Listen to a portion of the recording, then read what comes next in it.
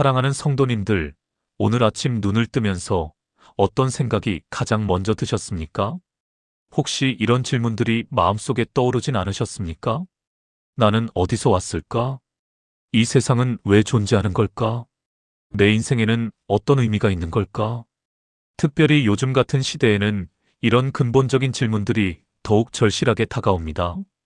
인공지능이 발달하고 과학이 놀라운 속도로 발전하면서 우리 존재의 의미에 대한 질문은 오히려 더 깊어지고 있습니다. 어떤 분들은 밤에 잠이 오지 않아 뒤척이시면서 이런 고민에 빠지기도 하십니다. 나는 왜 이렇게 살아야 하는가? 이 모든 고통과 기쁨에는 어떤 목적이 있는가? 죽음 이후에는 무엇이 있는가? 믿음의 가족 여러분, 이 모든 질문에 대한 답이 성경의 첫 번째 책, 바로 창세기에 담겨 있습니다. 창세기는 단순한 옛날 이야기가 아닙니다. 이것은 우리의 정체성을, 우리의 목적을, 우리의 미래를 알려주는 하나님의 위대한 계시입니다. 오늘 저는 창세기의 핵심 메시지를 4가지로 정리해서 여러분과 함께 나누고자 합니다. 이 4가지 진리를 마음 깊이 새기신다면 여러분의 인생관이 완전히 달라질 것입니다. 매일 아침 일어날 때마다 새로운 의미와 목적을 발견하게 되실 것입니다. 그럼 지금부터 함께 창세기의 놀라운 세계로 들어가 보시겠습니다. 첫 번째로 말씀드리고 싶은 것은 창조주 하나님의 위대하심입니다. 사랑하는 성도님들, 우리가 살고 있는 이 우주를 한번 생각해 보십시오. 밤하늘에 빛나는 수천억 개의 별들, 정교하게 움직이는 태양계, 그리고 우리가 발 딛고 서 있는 이 아름다운 지구. 이 모든 것이 우연히 생겨났을까요? 절대 그렇지 않습니다. 창세기 1장 1절은 이렇게 선포합니다. 태초에 하나님이 천지를 창조하시니라. 이 짧은 한 문장 속에 얼마나 놀라운 진리가 담겨 있는지 아십니까? 태초라는 말은 시간의 시작을 의미합니다. 시간이 시작되기 전부터 하나님은 존재하셨습니다.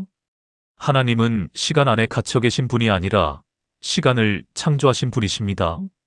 그리고 천지를 창조하셨다는 것은 무엇을 의미합니까? 하늘과 땅, 보이는 것과 보이지 않는 것, 물질과 영, 이 모든 것을 하나님께서 만드셨다는 뜻입니다. 창세기 1장을 읽어보시면 놀라운 패턴을 발견하게 됩니다. 하나님이 말씀하시되 빛이 있으라 하시니 빛이 있었고, 하나님의 말씀 한마디로 세상이 창조되었습니다. 이것이 무엇을 의미합니까? 하나님은 전능하신 분이라는 것입니다. 아무것도 없는 무에서 유를 창조하실 수 있는 능력을 가지신 분입니다. 어떤 분들은 이렇게 물으십니다. 목사님, 과학시대에 창조를 믿는 것이 합리적입니까? 사랑하는 성도님들, 오히려 과학이 발달할수록 창조의 증거는 더욱 명확해지고 있습니다. 현대 과학자들이 발견한 우주의 정밀 조율을 보십시오. 지구가 태양으로부터 조금만 더 가까웠어도, 조금만 더 멀었어도 생명체는 존재할 수 없었습니다. 중력 상수가 조금만 달랐어도 별들이 형성될 수 없었습니다. 인간 DNA의 정보량은 100과사전 1000권 분량입니다. 이 모든 것이 우연일 수 있습니까? 절대 아닙니다. 이것은 지적 설계자의 명백한 증거입니다. 그런데 여기서 더욱 놀라운 사실이 있습니다. 이 위대하신 창조주 하나님께서 우리 한 사람 한 사람을 아신다는 것입니다. 시편 139편 13절에서 14절은 이렇게 고백합니다.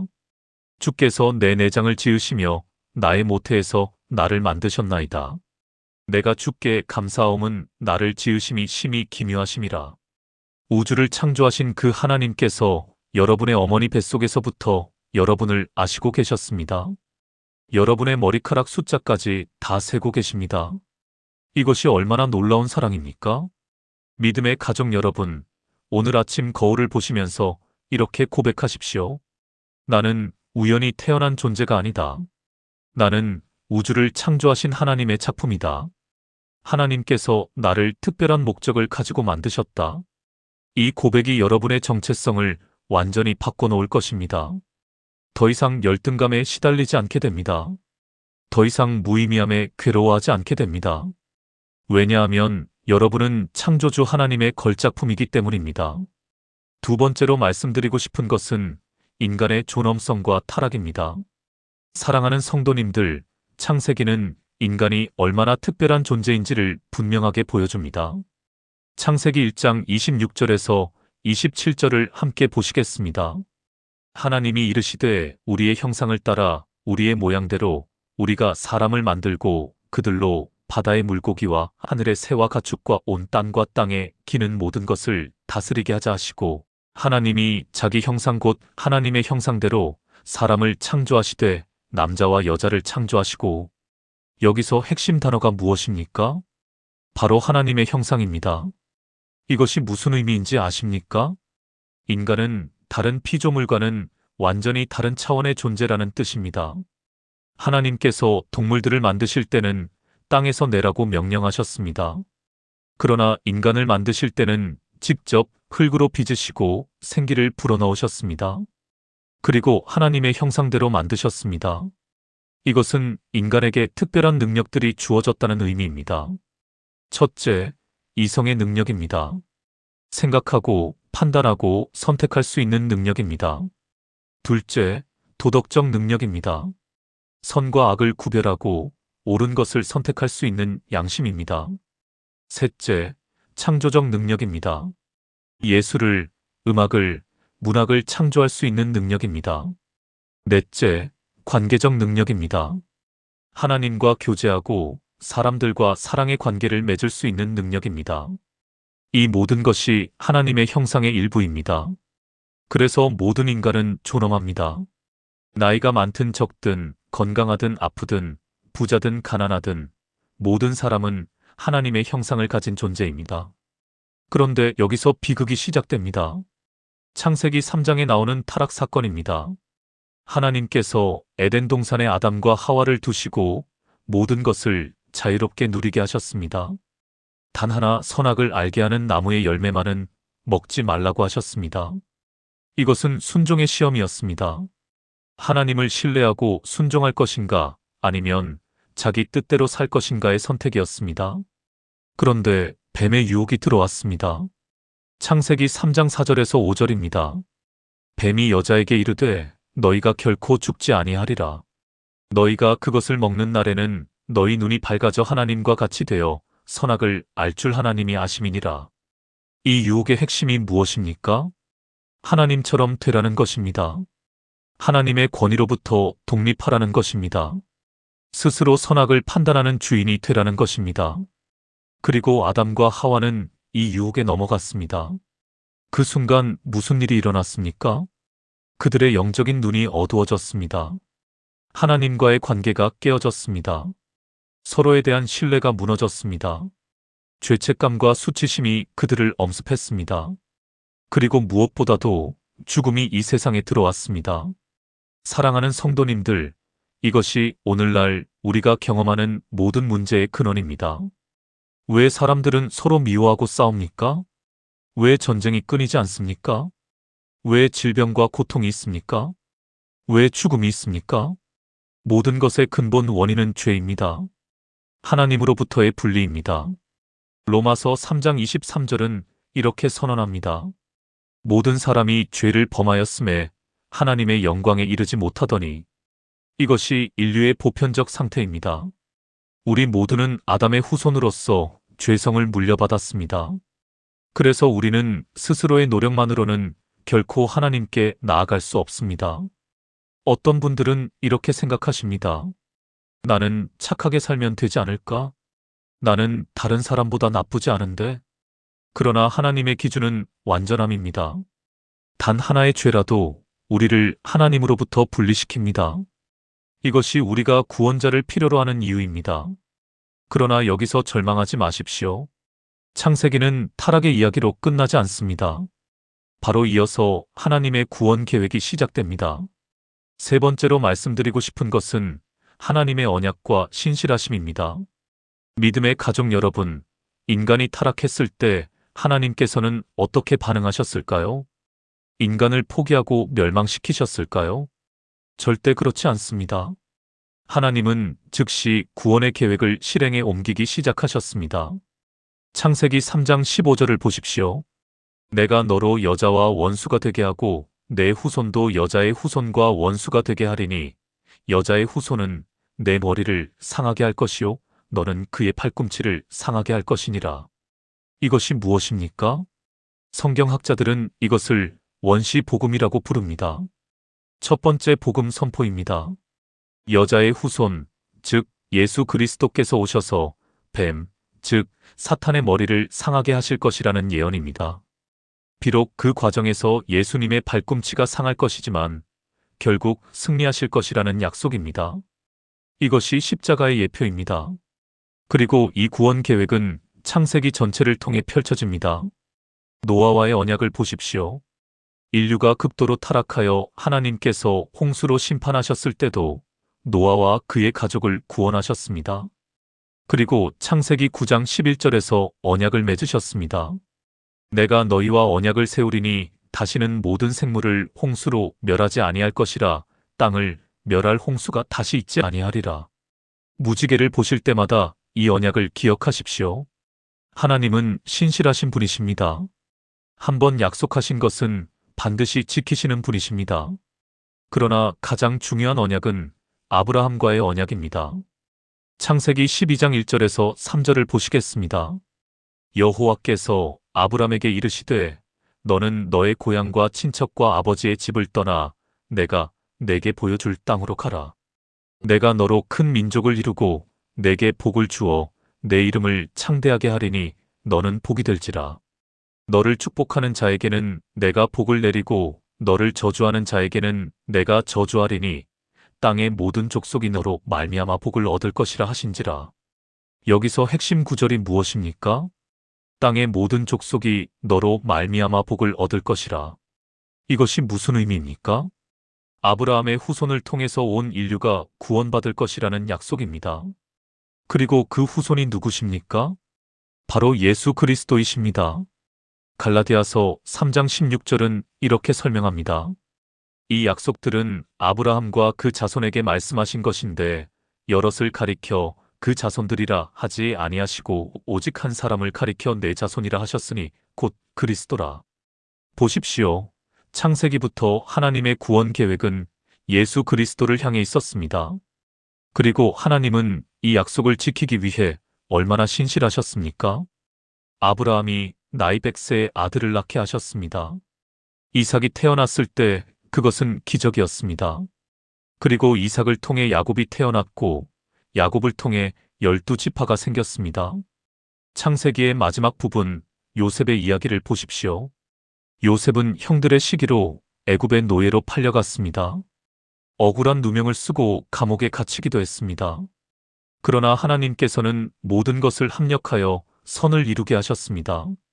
요셉은 애굽의 총리가 되었고 흉년 때 야곱의 가족을 구원했습니다. 창세기 50장 20절에서 요셉은 이렇게 고백합니다. 당신들은 나를 해하려 하였으나 하나님은 그것을 선으로 바꾸사 오늘과 같이 많은 백성의 생명을 구원하게 하시려 하셨나니. 사랑하는 성도님들, 이것이 하나님의 섭리입니다. 우리가 이해할 수 없는 고난과 시련 속에서도 하나님은 선한 계획을 진행하고 계십니다. 요셉의 고난이 없었다면 이스라엘 백성이 애굽에 정착할 수 없었을 것입니다. 애굽에 정착하지 않았다면 나중에 출애굽의 위대한 역사도 없었을 것입니다.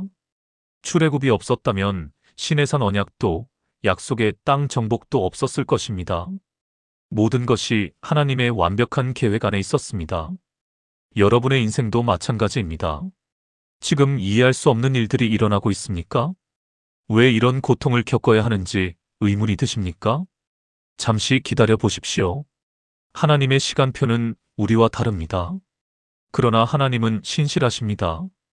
약속하신 것을 반드시 이루시는 분이십니다. 로마서 8장 28절이 진리입니다. 우리가 알거니와 하나님을 사랑하는 자, 곧 그의 뜻대로 부르심을 입은 자들에게는 모든 것이 합력하여 선을 이루느니라. 이 약속을 붙들고 믿음으로 나아가십시오. 네 번째로 말씀드리고 싶은 것은 우리의 삶에 대한 적용입니다. 믿음의 가족 여러분, 지금까지 우리는 창세기의 위대한 진리들을 살펴보았습니다. 창조주 하나님의 위대하심을, 인간의 존엄성과 타락을, 하나님의 언약과 신실하심을 배웠습니다. 그렇다면 이제 질문은 이것입니다. 이 진리들이 2025년을 살아가는 우리의 삶에 어떤 의미가 있습니까? 어떻게 적용해야 합니까? 첫째, 우리의 정체성을 재정립해야 합니다. 사랑하는 성도님들, 세상은 여러분에게 거짓된 정체성을 강요합니다. 당신은 당신이 소유한 것으로 정의된다고 말합니다. 당신의 가치는 당신의 직업으로, 당신의 재산으로, 당신의 외모로 결정된다고 속삭입니다. 그러나 창세기는 전혀 다른 진리를 선포합니다. 당신은 하나님의 형상대로 지음받은 존재입니다. 당신의 가치는 하나님께서 부여하신 것이며 그 누구도 빼앗을 수 없습니다. 요즘 많은 분들이 우울증과 불안증으로 고통받고 계십니다. 특히 은퇴하신 후 정체성의 혼란을 겪으시는 분들이 많습니다. 평생 일하던 직장에서 물러나니 내가 누구인지 모르겠다고 하십니다. 자녀들이 독립하고 나니 삶의 의미를 잃어버렸다고 하십니다. 그러나 기억하십시오. 당신의 정체성은 당신이 무엇을 하느냐에 있지 않습니다. 당신이 누구인가에 있습니다. 당신은 창조주 하나님의 걸작품입니다. 하나님께서 특별한 목적을 가지고 만드신 유일무이한 존재입니다. 이것을 믿으십시오. 이것을 매일 고백하십시오. 그러면 세상의 평가에 흔들리지 않는 견고한 자존감을 가질 수 있습니다. 둘째, 우리의 죄를 직면하고 회개해야 합니다. 창세기는 인간의 타락을 분명히 보여줍니다. 우리는 모두 죄인입니다. 이것은 우리를 비하하기 위한 말이 아닙니다. 오히려 정직하게 우리의 상태를 인정하는 것입니다. 요즘 세상은 죄의 개념 자체를 거부합니다. 모든 것이 상대적이라고 말합니다. 절대적인 도덕 기준은 없다고 주장합니다. 그러나 성경은 분명합니다. 하나님의 거룩한 기준이 있고 우리는 그 기준에 미치지 못합니다. 그런데 이것을 인정하는 것이 왜 중요합니까? 왜냐하면 내가 병들었음을 인정해야 치료를 받을 수 있기 때문입니다. 내가 길을 잃었음을 인정해야 올바른 길을 찾을 수 있기 때문입니다. 예수님께서 말씀하셨습니다. 건강한 자에게는 의사가 쓸데없고 병든 자에게라야 쓸데있나니 내가 의인을 부르러 온 것이 아니요 죄인을 부르러 왔노라. 마가복음 2장 17절의 말씀입니다. 그러므로 우리의 죄를 숨기지 말고 하나님 앞에 정직하게 고백하십시오. 요한일서 1장 9절은 놀라운 약속을 줍니다. 만일 우리가 우리 죄를 자백하면 그는 미쁘시고 의로우사 우리 죄를 사하시며 우리를 모든 불의에서 깨끗하게 하실 것이요. 회개는 하나님의 은혜를 경험하는 통로입니다. 매일 우리의 마음을 점검하고 하나님께 나아가 용서를 구하십시오. 셋째, 하나님의 약속을 붙들고 살아야 합니다. 창세기는 하나님의 언약의 책입니다. 하나님은 약속하신 것을 반드시 이루시는 분입니다. 우리도 이 약속들을 붙들고 살아가야 합니다. 어떤 약속들입니까? 하나님께서 우리를 결코 버리지 않으시겠다는 약속입니다. 히브리서 13장 5절입니다. 그가 친히 말씀하시기를 내가 결코 너희를 버리지 아니하고 너희를 떠나지 아니하리라 하셨느니라. 하나님께서 우리의 필요를 채워주시겠다는 약속입니다. 빌립보서 4장 19절입니다. 나의 하나님이 그리스도 예수 안에서 영광 가운데 그 풍성한 대로 너희 모든 쓸 것을 채우시리라. 하나님께서 우리와 함께 하시겠다는 약속입니다. 마태복음 28장 20절입니다. 볼지어다 내가 세상 끝날까지 너희와 항상 함께 있으리라. 이 약속들을 단순히 아는 것으로 그치지 마십시오. 실제로 믿고 적용하고 경험하십시오. 아침에 일어날 때 하나님께서 오늘도 나와 함께 하신다고 고백하십시오. 어려운 상황에 직면했을 때 하나님께서 나를 버리지 않으신다고 선포하십시오. 재정적 어려움이 있을 때 하나님께서 나의 필요를 채워주신다고 믿으십시오. 이것이 믿음의 삶입니다. 보이지 않는 것을 믿고 아직 이루어지지 않은 것을 확신하는 것입니다. 히브리서 11장 1절이 말씀하십니다. 믿음은 바라는 것들의 실상이요 보이지 않는 것들의 증거니. 넷째, 다음 세대에게 이 진리를 전해야 합니다. 사랑하는 성도님들, 창세기는 단순히 개인의 신앙을 위한 책이 아닙니다. 이것은 세대를 이어 전해져야 할 하나님의 계시입니다. 아브라함이 이삭에게, 이삭이 야곱에게, 야곱이 12아들에게 하나님의 약속을 전했듯이 우리도 다음 세대에게 이 진리를 전해야 합니다. 신명기 6장 6절에서 7절을 보십시오. 오늘 내가 내게 명하는 이 말씀을 너는 마음에 새기고 내 자녀에게 부지런히 가르치며 집에 앉았을 때에든지 길을 갈 때에든지 누워있을 때에든지 일어날 때에든지 이 말씀을 강론할 것이며. 요즘 많은 부모님들이 자녀 교육에 대해 고민하십니다. 어떤 학원을 보낼까? 어떤 대학을 보낼까? 어떤 직업을 가지게 할까? 물론 이런 것들도 중요합니다. 그러나 가장 중요한 것은 신앙 교육입니다. 창조주 하나님을 아는 것, 예수 그리스도의 구원을 경험하는 것, 성령님과 동행하는 것. 이것이 인생에서 가장 중요한 것입니다. 여러분의 자녀들에게, 손자, 손녀들에게 창세기의 이야기를 들려주십시오. 하나님께서 어떻게 세상을 창조하셨는지 이야기해 주십시오. 아담과 하와가 어떻게 타락했는지, 그러나 하나님께서 어떻게 구원의 길을 열어주셨는지 가르쳐 주십시오. 노아의 신실함을, 아브라함의 믿음을, 요셉의 인내를 본보기로 보여주십시오. 그리고 무엇보다도 여러분 자신의 신앙 이야기를 나누십시오. 하나님께서 여러분의 삶에 어떻게 역사하셨는지 증거하십시오. 이것이 다음 세대를 세우는 가장 강력한 방법입니다. 마지막으로 우리는 소망 가운데 살아야 합니다. 창세기는 미완성의 이야기로 끝납니다. 요셉이 죽고 이스라엘 백성이 애굽에 거하는 것으로 끝납니다. 그러나 우리는 이것이 끝이 아님을 압니다. 출애굽기가 이어지고 레위기, 민수기, 신명기가 이어집니다. 역사서와 예언서가 이어지고 마침내 신약으로 완성됩니다. 예수 그리스도께서 오셔서 창세기 3장 15절의 약속을 이루십니다. 십자가에서 뱀의 머리를 상하게 하십니다. 부활로 죽음을 정복하십니다. 그리고 요한계시록은 새 하늘과 새 땅을 약속합니다. 에덴 동산의 회복을 약속합니다. 생명나무가 다시 등장하고 하나님과 사람이 함께 거하는 새 예루살렘을 보여줍니다. 사랑하는 성도님들, 우리는 이 소망을 가지고 살아갑니다. 지금 이 세상은 완벽하지 않습니다. 고통과 슬픔이 있습니다. 질병과 죽음이 있습니다. 그러나 이것이 끝이 아닙니다. 하나님께서는 모든 것을 새롭게 하실 것입니다. 요한계시록 21장 4절입니다.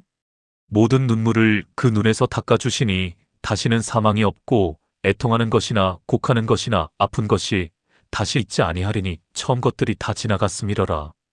이 약속을 붙들고 살아가십시오. 오늘의 고난은 장차 올 영광에 비하면 아무것도 아닙니다. 로마서 8장 18절이 우리에게 말씀하십니다. 생각하건대 현재의 고난은 장차 우리에게 나타날 영광과 비교할 수 없도다. 그러므로 낙심하지 마십시오. 포기하지 마십시오. 창조주 하나님께서 여러분과 함께 하십니다. 언약의 하나님께서 여러분을 지키십니다. 신실하신 하나님께서 약속을 이루실 것입니다. 사랑하는 믿음의 가족 여러분, 오늘 우리는 창세기의 핵심 메시지를 4가지로 정리해서 살펴보았습니다. 첫째, 창조주 하나님의 위대하심을 배웠습니다. 우주를 말씀으로 창조하신 전능하신 하나님, 그분께서 우리 한 사람 한 사람을 특별히 지으셨습니다. 둘째, 인간의 존엄성과 타락을 이해했습니다. 우리는 하나님의 형상대로 지음받은 존귀한 존재이지만 동시에 죄로 인해 하나님과 분리된 존재입니다. 셋째, 하나님의 언약과 신실하심을 확인했습니다. 하나님은 타락한 인간을 포기하지 않으시고 구원의 계획을 시작하셨으며 그 약속을 신실하게 이루어가고 계십니다. 넷째, 우리의 삶에 이 진리를 적용하는 방법을 배웠습니다. 정체성을 재정립하고 죄를 회개하고 약속을 붙들고 다음 세대에게 전하며 소망 가운데 살아가야 합니다. 이 4가지 진리가 여러분의 마음에 깊이 새겨지기를 기도합니다. 창세기는 단순히 오래전에 일어난 사건들의 기록이 아닙니다. 이것은 오늘을 살아가는 우리를 위한 하나님의 살아있는 말씀입니다. 이 말씀이 여러분의 인생을 변화시킬 것입니다. 매일 아침 일어날 때 나는 창조주 하나님의 작품이라고 고백하십시오. 어려움을 만날 때 하나님께서 나와 함께 하신다는 약속을 붙드십시오. 넘어질 때 회개하고 일어서십시오. 하나님의 용서와 회복이 여러분을 기다립니다. 그리고 다음 세대에게 이 진리를 전하십시오. 여러분의 자녀들과 손자, 손녀들이 창조주 하나님을 알고 구원자 예수님을 믿고 성령님과 동행하는 삶을 살도록 도우십시오. 마지막으로 소망을 잃지 마십시오. 이 세상은 우리의 최종 목적지가 아닙니다. 하나님께서 예비하신 새 하늘과 새 땅이 우리를 기다립니다. 거기서는 더 이상 눈물도 없고 고통도 없고 죽음도 없습니다. 우리가 하나님과 영원히 함께 거할 것입니다. 오늘 말씀이 여러분에게 도움이 되셨다면 좋아요 버튼을 눌러주시고 댓글로 여러분의 생각과 간증을 나눠주시면 감사하겠습니다. 그리고 이 메시지가 필요한 분들이 계시다면 공유를 통해서 함께 은혜를 나누시기 바랍니다. 구독과 알림 설정도 해주시면 앞으로 더 좋은 말씀으로 여러분과 함께 하겠습니다. 사랑하는 성도님들, 창조주 하나님의 은혜가 여러분과 함께 하시기를 축복합니다. 언약의 하나님께서 여러분의 삶을 지키시고 인도하시기를 기도합니다. 신실하신 하나님께서 여러분에게 약속하신 모든 것을 이루어 주시기를 간절히 소망합니다. 오늘 하루도 하나님의 임재 안에서 평안과 기쁨을 누리시기 바랍니다. 주님의 이름으로 축복합니다. 샬롬.